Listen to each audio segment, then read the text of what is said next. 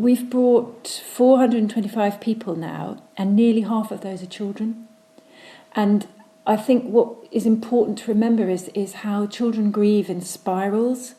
So as they grow, they have a greater understanding of loss and of grief and of what's happened, and so they revisit. And so for all these families, we're only 2 years on. Someone who was 5 at the time of the fire is now 7, and their understanding is really different. So parents have got to then come back and go right through everything again with them so that they can process it at the level they're at, and then next year it will be different again.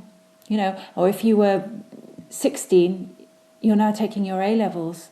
What about that first year where you were in turmoil and you probably couldn't concentrate at all? But it's a 2-year course. There's all these kinds of things to think about.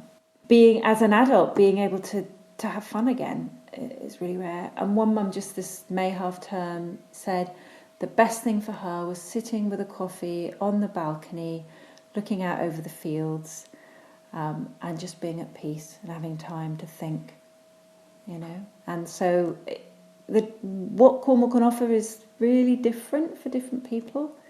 But I think for many families it will give them that nudge forward in their recovery. And for some it's an absolute turning point. I know one family that were living with the blinds drawn because they were in full view of the tower that had taken their loved ones, and went home and were able to draw those blinds and live with the curtains drawn. Families get so many different things from their respite holiday. It's really not about bucket and spade and ice cream. One of the key things is rebuilding confidence. I think when you've had a really traumatic experience, it becomes hard to trust in the world again. Water sports, paddleboarding, surfing have played a massive part in that.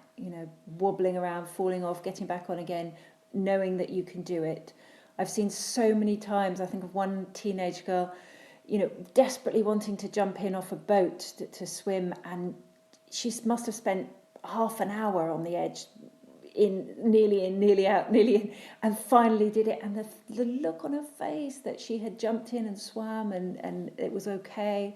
And then, of course, she did it hundreds of times afterwards. Being able to allow your child to take a risk. A lot of the mums have talked about how their children wouldn't leave their sides. Moving through these levels and layers and layers and layers of trauma and grief. And then it's another thing for it all to have happened needlessly.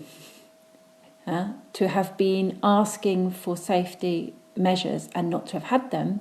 And then it's another thing again, after this horrendous event, to still not be able to get the change that's necessary to make sure that everybody is safe. And they're campaigning constantly. There was just a time at Westminster just yesterday where Grenfell United, Survivors and the Bereaved, were there really challenging ministers. Why hasn't more happened? Why haven't we got this independent regulator for consumers of social housing, basically? Why isn't the cladding removed from publicly owned buildings, well over 300, with people of towers with people still sleeping at night, wondering whether fire is going to rampage up their tower in the same way? And there was the fire just this week in Barking, which I understand there's also concerns there about the cladding having been a factor.